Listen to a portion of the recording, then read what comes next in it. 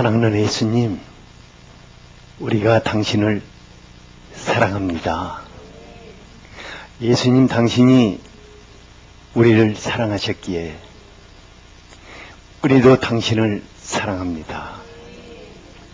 이 시간 우리 마음이 당신을 향해 있고 당신을 한없이 사랑합니다. 사랑하는 주님, 당신의 이름으로 우리에게 보내신 보혜사 성령 하나님으로 우리와 같이 계시니 감사합니다. 이 예배를 기뻐하시고 성령의 감동 속에서 오늘 주님이 우리에게 주시고자 하는 모든 것들을 이 밤에 우리가 사모하며 갈망합니다. 예수 그리스도의 이름 권세로 오신 성령 하나님, 당신은 우리의 보혜사십니다. 우리 안에서 말씀하시고 우리를 그 말씀 가운데로 인도하시며 말씀대로 행하시는 것을 기대합니다. 이 밤에도 한 분 한 분에게 말씀하여 주실 것을 기대합니다. 성령 하나님, 우리의 마음을 뜨겁게 감동하시고 우리가 돌이킬 것을 돌이키게 하시고 주님을 우리 마음속에 다시 한번 주인으로 모셔드리는 밤이 되기를 원합니다. 성령 하나님, 당신이 우리 안에서 무엇을 치유해야 할 것인가, 무엇을 회복해야 할 것인가 누구보다 잘 알고 계십니다. 이 밤에 우리 안에서 행하시옵소서. 당신을 기대합니다. 예수 그리스도 이름으로 기도하였습니다. 아멘. 누가복음 5장 17절에서 26절까지 지난 주일 말씀인데 다시 한번 읽어보도록 하겠습니다. 예. 누가복음 5장 17절에서 26절까지 시작.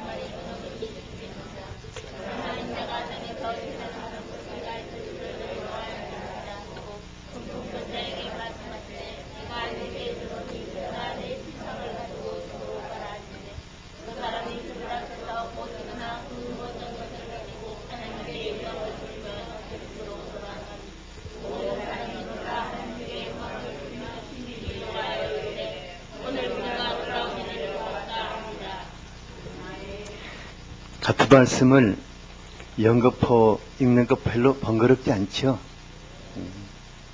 여러분들은 참 행복한 사람들이에요. 주님께서 이 밤에도 여러분들 만나주시고 지금보다 더 즐겁고 행복하게 하실 것입니다. 오늘 아침에 한 음성이 저를 잠자리에서 아주 놀라게 하고 벌떡 일으켜 세웠어요. 그것이 뭐였냐면 언제까지 이렇게 살 것인가,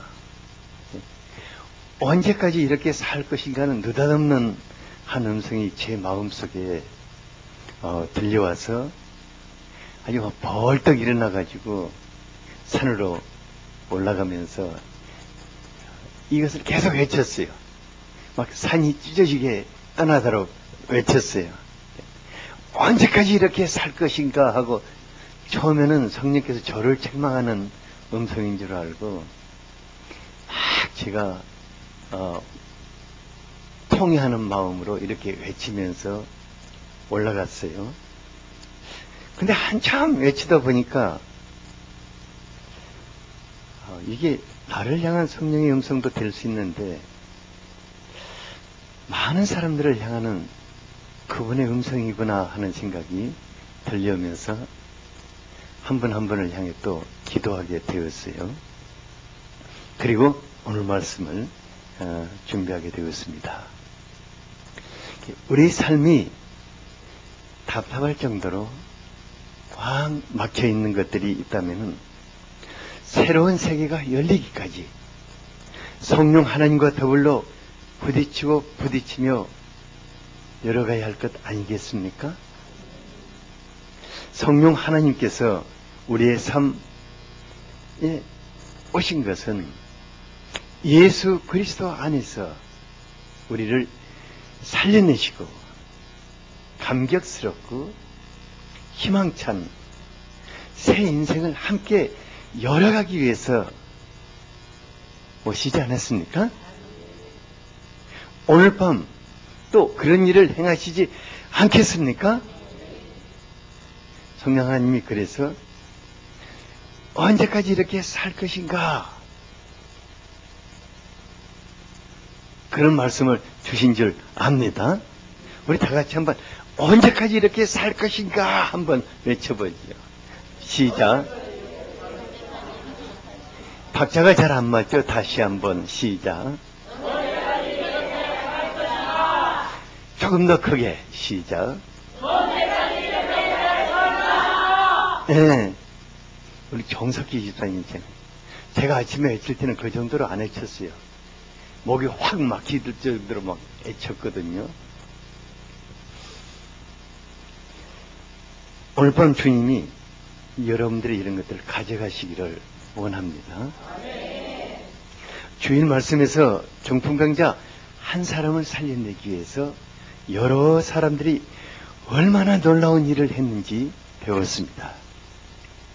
그들에게는 병들어 못 서게 된 중풍병자를 어찌하는지 살려내고자 하는 믿음이 있었습니다. 또한 예수님께만 데리고 가면은 예수님이 거절하지 않으시고 반드시 살려주실 것이라는 기대를 가지고 있었습니다. 그래서 남의 집 지붕을 뜯고 중풍병자를 예수님 앞으로 달아내릴 수 있었습니다. 예수님은 그들의 중심에 뜨겁게 흐르고 있는 믿음을 보셨습니다. 예수님이 믿음을 보셨다는 것은 우리에게 얼마나 큰 위로와 희망을 주는지 알 수 없습니다. 예수님이 인상을 찌푸리시고 허물투성인 우리의 약점과 서툰 행동들을 노려보신다면 우리는 쓸 것이 없을 것입니다. 하지만 주님은 우리의 마음속에 흐르는 믿음을 기뻐하십니다. 믿음을 보시고 축복하시는 분이십니다.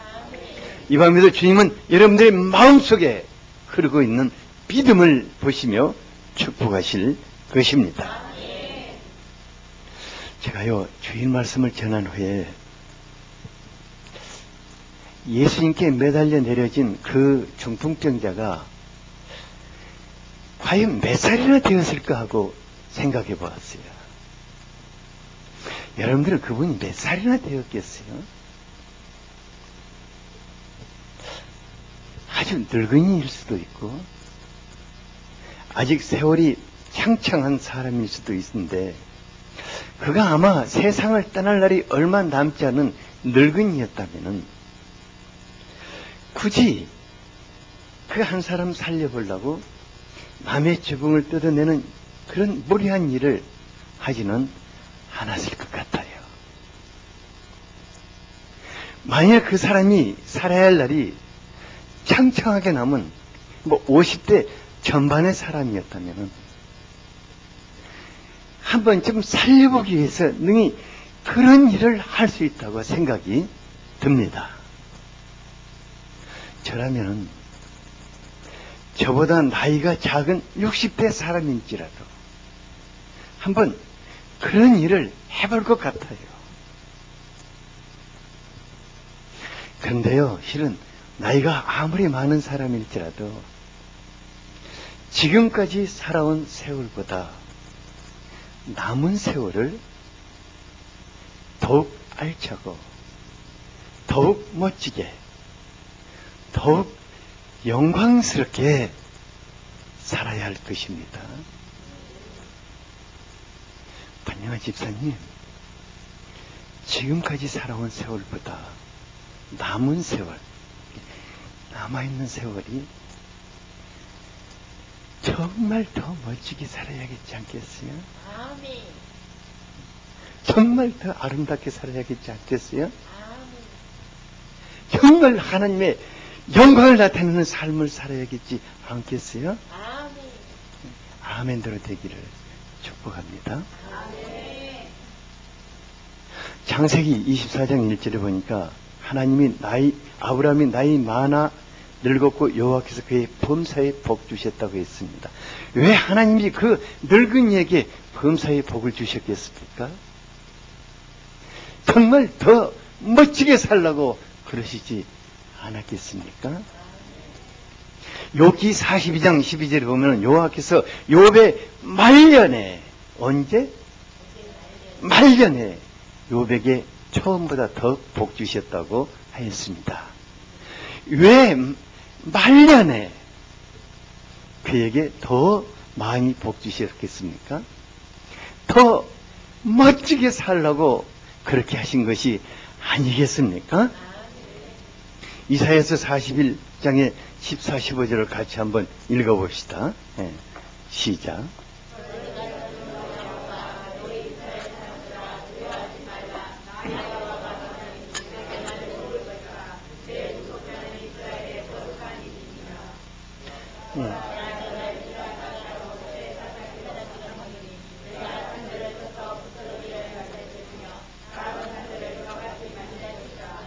네, 저는 이것이 하나님의 마음인 줄 압니다. 버러지같이 정말 약하고 약한 사람일지라도 강력한 삶을 살기를 원하는 것이 하나님의 마음인 줄 압니다. 우리 하나님, 그렇다면 우리가 남은 세월 어떻게 살아야 할 것인가? 정말 깊이 생각해 보지 않을 수가 없습니다. 나이가 더할수록 더욱 알차고 더욱 멋지고 더욱 영광스럽게 살아야 할 것입니다. 중평지의 친구들은 평소 그를 위해 많은 도움을 주었을 것입니다. 하지만 그들은 중풍병으로 누워있는 친구를 볼 때마다 마음 한구석에 언제까지나 이렇게 살 것인가 하는 답답함이 있었을 것입니다. 제 발로 일어설 수 없고 제 손으로 일할 수 없는 장애자들을 돌보는 일은 우리 사회 모두가 힘써서 해야 할 일일 것입니다. 하지만 본문의 이 친구들은 예수님을 통해서 중풍병이 들어서 삶을 포기한 채 누워버린 그를 다시 한번 일으켜 세워보고 싶었습니다. 그래서 예수님께 메고 나간 것이고 나무집 지붕을 뜯어낸 것입니다. 예수님은 두 번 다시 일어설 수 없는 사람이었지만 이런 그들의 믿음을 보시고 그 사람을 축복하여 일으켜 세우신 것입니다. 우리 사회는요, 사지가 멀쩡한 젊은 중풍병자들이 너무 많이 있습니다. 이들을 가리켜서 마음과 생각이 병들어 아예 주저앉아버린 영적인 중풍병자들이라고 말할 수가 있습니다. 어떤 젊은이가 처음부터 세상을 도전해보지 않고 주저앉아버린 사람이 있겠습니까? 어떤 사람은 도전에 도전, 이일 저일 많은 것들을 도전해보고 실패를 거듭하고 주저앉은 사람도 있을 것입니다. 또 어떤 사람은 부모의 지나친 관심 속에서 부모만 의지하며 너무 나약하게 성장해서 그냥 뭔가 한두 번 이렇게 도전해보다가 실패하고 사람들에게 상처를 받으면 세상이 두려워지고 대인 공포증에 사로잡혀서 아예 주저앉아 누워버리는 사람도 있습니다. 이런 분들에게는 이런 분들이 100번, 1000번 이해가 갑니다. 그 나약한 그 분들에게 그 마음이 이해가 가요. 그러나 언제까지나 그렇게 살 수만은 없는 것입니다. 반드시 변해야 합니다.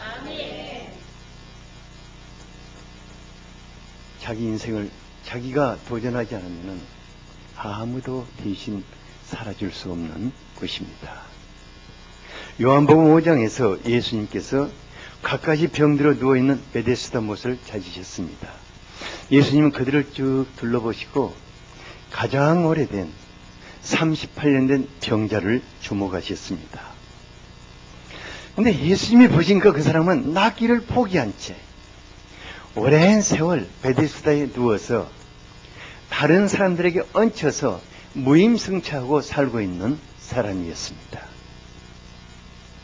예수님은 그에게 내가 낫고자 하느냐 하고 물으셨어요.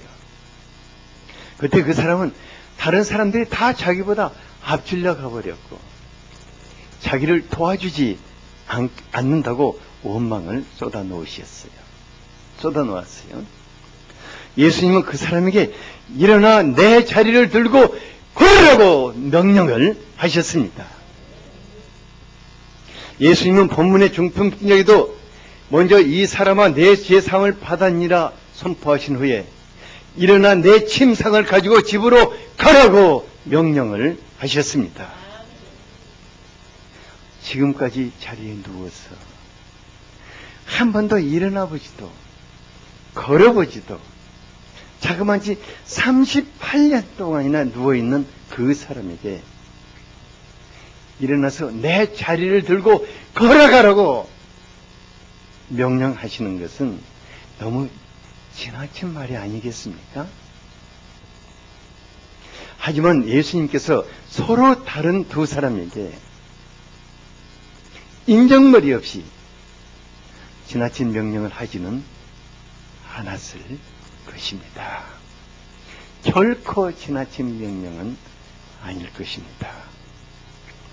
여러분, 죄가 무엇입니까? 예수님이 죄가 무엇이길래 중풍병자를 바라보시며 이 사람아 내 죄사함을 받았느니라고 말씀하셨겠습니까? 죄란 하나님을 외면하고 사는 것이요 하나님이 없이 사는 것입니다. 또한 죄란 하나님을 알지만은 하나님과 더불어 살지 않는 것이요 하나님을 감사하지도 영화롭게 살지도 못하는 것입니다. 로마서 1장 21절 같이 한번 읽어보죠. 시작.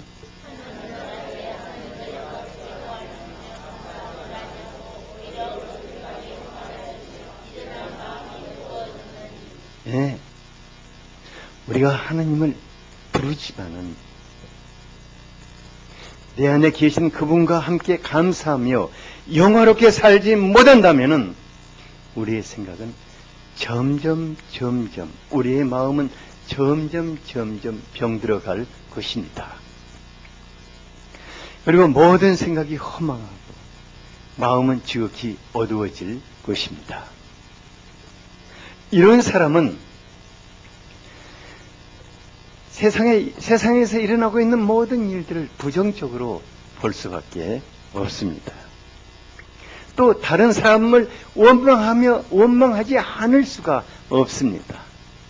그리고 사사건건 자기는 변명하고 주저앉지 않을 수가 없는 것입니다.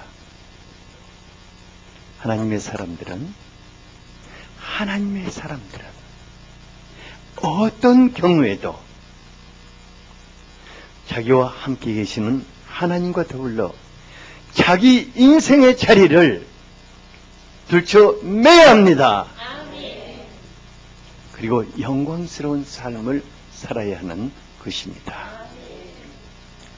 다른 사람들에게 기대어 사는 것이 바로 죄인 것입니다. 다른 사람들을 원망하며 자기를 변명하며 사는 것이 죄입니다. 어떤 경우에도 주저앉아 사는 것이 죄인 것입니다. 예수님은 중풍병자를 향해서 일어나 내 침상을 지고 집으로 가라고 명령을 하셨습니다. 예수님이 이렇게 명령하신 것은 그를 창조하신 하나님이시기 때문입니다. 예수님이 이렇게 명령하신 것은 그 사람과 평생 함께 하시며 도와줄 수 있는 분이시기 때문입니다. 세상에는 장애를 가지고 하나님과 더불어 자신의 인생을 헤쳐나갈 뿐만 아니라 많은 사람들을 돌보는 분들도 있습니다. 우리가 잘 알고 있는 척추 장애자였던 미국의 루즈벨트 대통령, 그분은 자신의 장애를 극복할 뿐만 아니라 대통령이 되어서 미국의 경제 봉황에서 나라를 건져냈어요. 그리고 세계에서 경제적으로 또 이 군사적으로 가장 큰 강대국을 만들었습니다. 또 우리가 또 잘 알고 맨날 들어온 헬렌 켈러 여사도 볼 수도 들을 수도 말할 수도 없는 분이었지 않습니까? 하지만 자기를 장애를 극복할 뿐만 아니라 교육자요, 사회사업가로서 얼마나 많은 사람들에게 희망의 빛을 선물했습니까? 그분이 그렇게 말했어요. 세상은 고통으로 가득하지만은 그것을 극복하는 사람들도 가득하다고 하였어요. 여러분들이 또 누구보다 잘 알고 있는 차인영 교수님도 찢어지게 가르는 가정에서 태어나서 초등학교도 다닐 수 없는 그 형편이었잖아요. 하지만 하나님의 은혜 속에서 하나님을 붙잡고 도전하고 하다 보니까 세계적인 음악가가 되었고 많은 사람들의 삶 속에 희망을 선물하고 있어요. 이분들 스스로 일어설 수 없는 아주 심각한 장애자들이었지 않습니까? 하지만 자신의 하나님과 더불어 영광스러운 삶을 살았고 또 지금도 살고 있지 않습니까?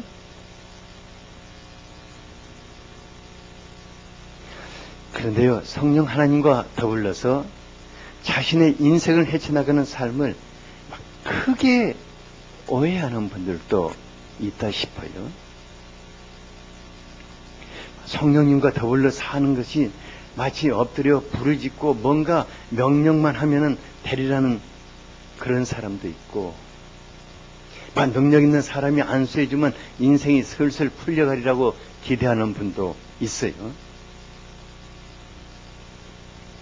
제가요, 지난날 선포하는 믿음을 배운 후에 믿음으로 선포만 하면은 모든 것이 다 풀릴 것으로 기대했는데 풀리는 것보다는 안 풀리는 것이 훨씬 더 많았어요. 이게 어쩌민고 하고 또 생각해보고 또 기도해보고 주님이 뭘 원하시는가 또 알고자 했을 때 믿음으로 선포했으면은 성령 하나님과 함께 삶의 현장에서 도전하고 또 도전하며 열어갈 때 그분이 일하시는 것을 배우게 되었어요. 출애굽 때 모세가 그 백성들이 막 뒤에서 쫓아올 때 막 엎드려서 하나님께 부르짖으니까 하나님이 너는 왜 엎드려서 부르짖기만 하냐고 일어나서 강에 길을 내라고 그랬어요. 강을 가르고 그 바다를 홍해 바다를 가르고 그곳에 길을 내라고 그랬어요. 하지만 모세가 무슨 놈의 물을 퍼내서 길을 내겠습니까? 하나님과 함께 도전할 때 하나님이 그와 함께 그 일을 행하시는 것을 볼 수 있지 않습니까? 성령 하나님과 더불어 산다는 것은 내 앞을 가로막고 주저앉히며 절망과 두려움 가운데 삶을 포기하게 만들어버리는 이런 것들을 날마다 도전하고 또 도전하며 가르고 또 가르며 그 안에 하나님과 함께 길을 열어가는 것입니다.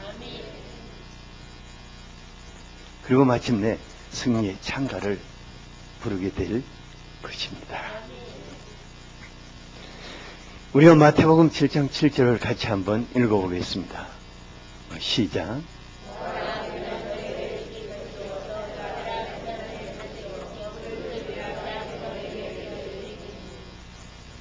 성령 하나님은 우리 곁에서 우리와 함께 우리를 돕기 위해서 오신 보혜사십니다. 근데 나는 가만히 있고 그분만 행하시는 분이 아니십니다. 나와 함께 모든 일을 헤쳐나가시면서 나에게 하나님이 누구이신가를 가르쳐 믿음을 심어주시고 또 자신감도 심어주시고 용기도 주시고 지혜와 실력도 채워주시는 분이십니다. 그래서 성령 하나님과 더불어 구하다 보면은 어떻게 된다고요? 얻게 되는 것입니다. 그분과 함께 찾다 보면은 마침내 어떻게 되죠? 찾게 되는 것입니다. 그분과 함께 막 직장 문도 두드려보고 인생에 닫힌 문들도 두드려보다 보면은 새로운 세계가 열려가는 것을 보게 될 것입니다. 우리가 날마다 성령님을 기대하고 날마다 성령님과 더불어 새로운 세계를 열어가는 것이 그렇게 쉬운 것만큼은 아니지만은 그렇게 어려운 것도 아닙니다. 여러분 성령 하나님과 함께 새로운 세계를 열어가는 것이 쉽겠습니까? 정말 주지 않고 누워서 끙끙거리며 사는 것이 쉽겠습니까? 열어가는 것이 100번 쉽지 않아요.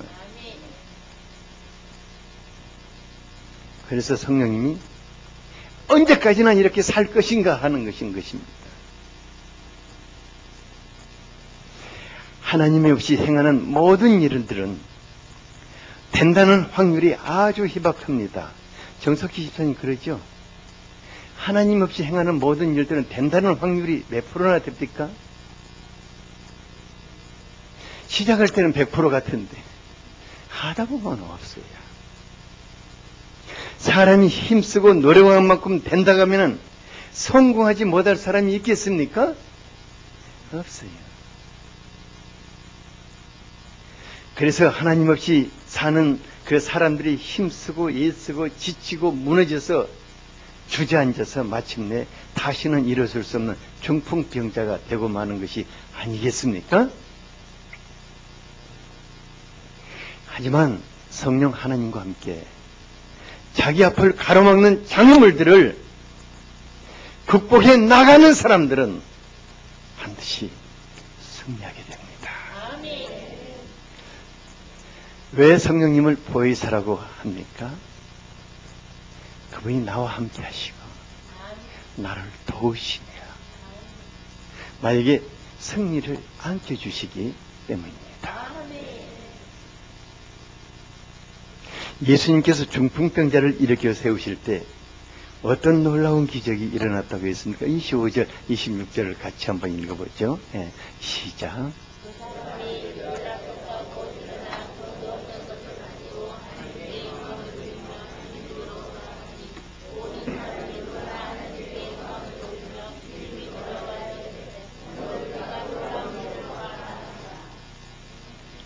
사람들은요, 중풍병자가 벌떡 일어나서 자기가 그 뛰밀려왔던 그 침상을 어깨에 메고 뚜벅뚜벅 집을 향해 나가며 하나님께 영광을 돌릴 때 정말 놀랐어요. 그러면서 뭐라, 오늘날 우리가 놀라운 일을 보았다고 감격했습니다. 하나님의 사람들이 무엇으로 하나님께 영광을 돌릴 수 있겠습니까? 무엇을 하여서 자기와 함께 하시는 하나님을 다른 사람들로 하여금 보게 할 수가 있겠습니까? 오늘날 변화된 나의 삶을 통해서 하나님이 영광을 받으시지 않겠습니까? 날마다 나와 함께 하시는 하나님을 기대하고 감격 속에 살아가고 있는 나의 삶을 통해서 주변 사람들이 감동하고 하나님을 찾지 않겠습니까? 성령 하나님, 이 같은 영광스러운 삶을 위해서 우리에게 오셨습니다. 그리고 날마다 하루하루 나와 함께 영광스러운 일들을 행하며 우리의 삶을 멋지게 창조해 나가시는 것입니다. 우리 하나님의 사람들은 사막의 신기루나 하늘의 무지개를 잡는 사람들이 아니지 않습니까? 삶의 현장에서 성령님과 함께 기적을 만들어가는 그런 사람들이 아닙니까? 저는 성령 하나님께서 혼돈하고 공허하며 흑암이 깊은 세계를 끌어안고 엿새 동안 날마다 새로운 창조를 해나가신 것이 우리의 삶 가운데 그대로 적용된다는 것을 믿고 기대하며 살고 있는 사람입니다. 성령께서 우리의 삶의 현장에서 날마다 새로운 창조의 역사를 이루시기를 원하십니다. 그래서 제 인생 사는 날 동안 날마다 그분과 더불어서 제 삶의 현장이 새로운 것들이 창조되어 가는 것들을 보고 싶습니다. 그래서 오늘 아침에도 언제까지 이렇게 살 것인가를 외치고 또 외쳤어요. 처음에는 내 자신을 향해서 외치고 다음에는 답답하게 살고 있는 사람들을 향해서 또 외쳤어요.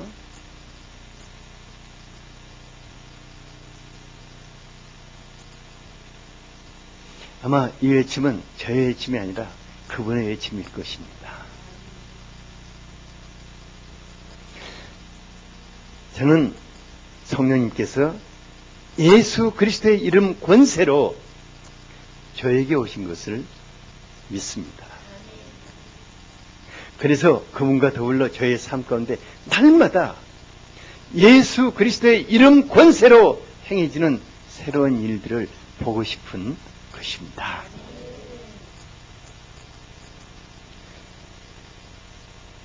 많은 목회자들이, 제가 이번에도 또 시찰에 갔었는데 자신들이 꿈꾸던 목회를 제가 하고 있다고 되게 부러워하더라고요.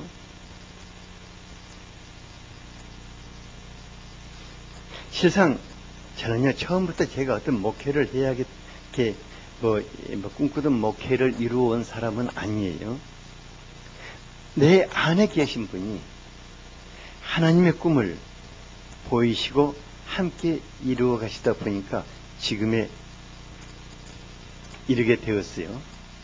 하지만 저는요, 멈출 수 없는 사람이에요. 제가 다른 분들과 다른 것은 제가 멈출 수 없는 사람이라는 것입니다. 왜냐하면은 이것은 제 욕심이 아니라 내 안에 계신 분이 멈추지 않는 분이시기 때문입니다. 우리 안에 계신 분은 멈출 수 없는 분이십니다.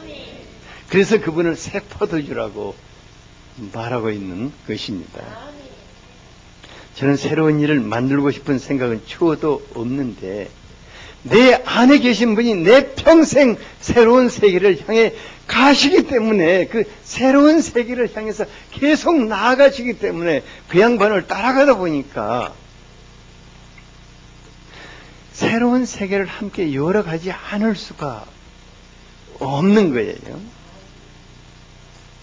그래서 여러분들에게 계절이 지날 때마다 꼭 똑같은 말을 할 것입니다. 멀지 않아 새로운 세계가 열리는 것을 보게 될 것입니다. 아멘. 그러니까 1월이 될 때 또 그런 말하고, 또 봄이 와도 또 그런 말하고, 또 여름에도 그런 말하고, 겨울에도 그런 말하고, 가을에도 그런 말하고, 겨울에도 이렇게 계절이 바꿀 때마다 여러분들에게 그런 말을 할 것입니다. 그러면 어떤 분들은 그래요. 목사님 또 기도하다 뭐 보셨구나. 정말 그런 사람은 아닌 것 같아요. 다만 성령께서 저를 인도해 가시면서 앞으로 그분이 하실 일을 어렴풋이 보여주시기 때문에 기대감을 가지고 조심스럽게 말할 뿐입니다. 저는 우리 모두가 자신들과 함께 하시는 성령 하나님과 함께 자신의 삶의 현장에서 날마다 새로운 세계를 열어가는 기대감과 감격 속에서 살게 되기를 바랍니다. 아멘. 여러분들의 삶의 현장입니다. 아멘. 옆 사람이 당신의 삶의 현장에서 날마다 새로운 세계를 열어가기를 축복합니다.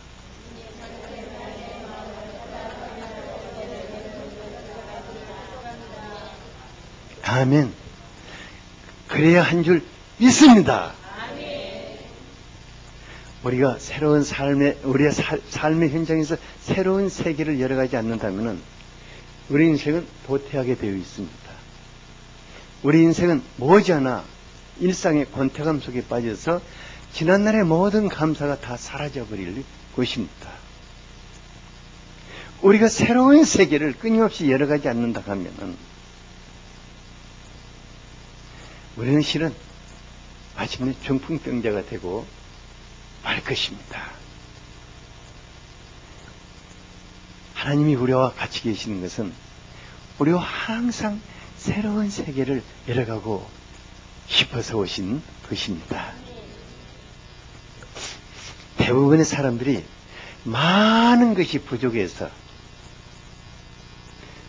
인생에 진짜 많은 것이 부족해가지고 이 조혜원 집사님이 있는데 앞에 앉아서 어떻게 있어? 이것도 부족하고 이것도 부족하고 이것도 부족하고 이것도 부족하고 이것도 부족 안 부족한 것 하나 있고 이런 것이 아니라 진짜 부족한 것이 한두 가지 있어요. 한두 가지. 나머지는 정말 넘치는 사람이거든요. 그런데 문제는 그 부족한 것 한두 가지 때문에 절망하게 되고 해도 안 되는 사람이라는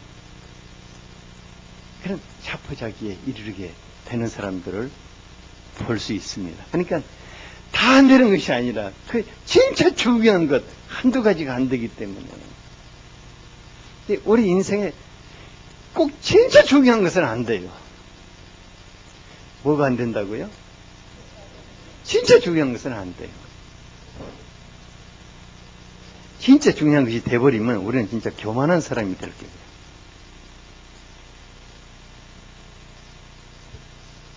제가요, 이런 분들의 심정을 누구보다도 잘 알아요. 왜냐면은, 내가 정말, 진짜 안 되는 것들 때문에 슬픔의 사람이었고, 그런 것들 때문에 막 답답해가지고, 미칠 지경이 된 사람이었는데, 근데 그분과 함께 그것을 뚫어 나왔기 때문에 이런 말을 하는 것입니다. 저는요, 지금도 목회 현장에서 진짜 해도 안 되는 부분이 있어요. 그러니까 과거에는 이런 것이 너무 절망스럽게 느껴졌고 나는 정말 해도 안 되는 놈이라는 그런 생각을 하게 됐었거든요. 근데 지금은 생각이 완전히 틀려요. 왜냐면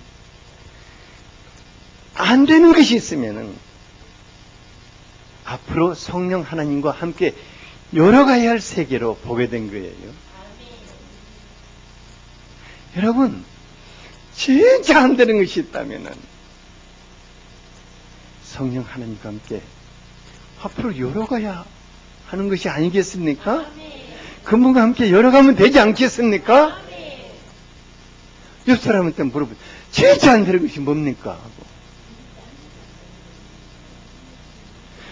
그럼 성령님과 함께 진짜로 열어가면 되지 않겠습니까?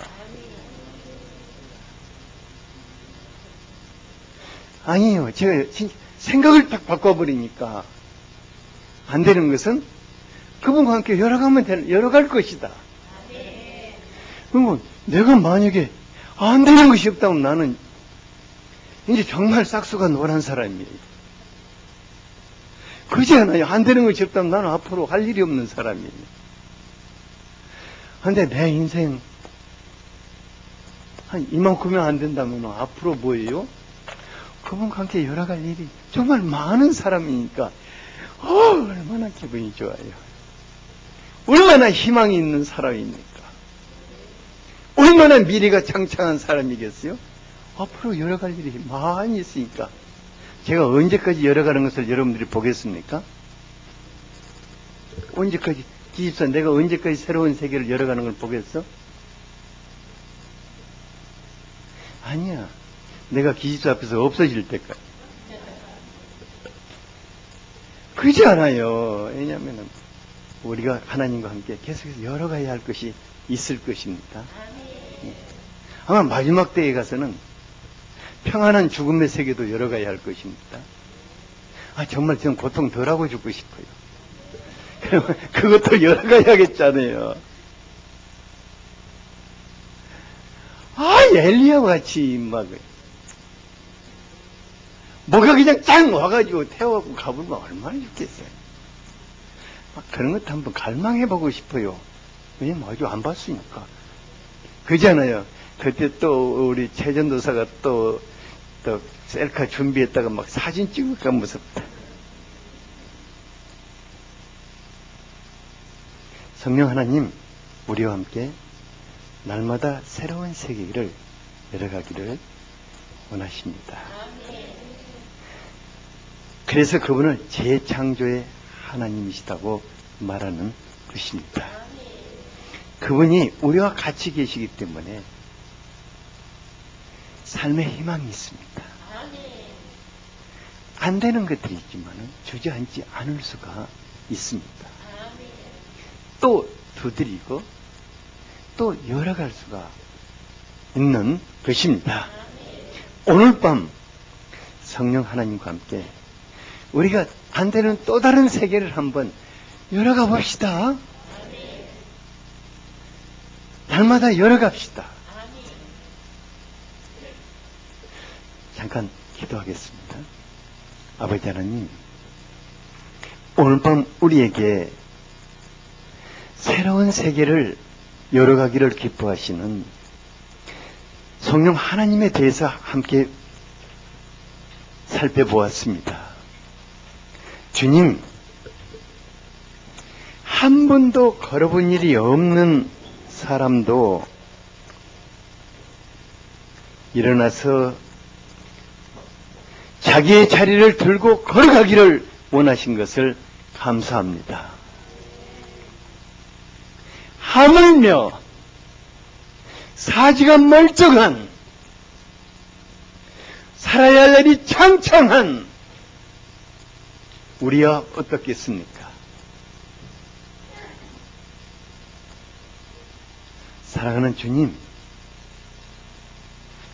우리에게 이 밤에 언제까지 이렇게 살 것인가 하는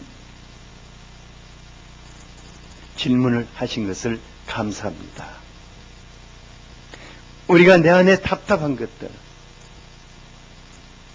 나를 절망스럽게 하고 주저앉게 하는 것들, 해도 안 된다고 생각되는 것들, 그러기 때문에 성령 하나님과 함께 날마다 열어갈 수 있게 되기를 원합니다. 성령 하나님, 이 밤에 우리를 감동하시옵소서. 이 밤에 우리와 같이 새로운 세계를 열어가는 밤이 되기를 원합니다. 예수 그리스도 이름으로 기도하였습니다. 그리고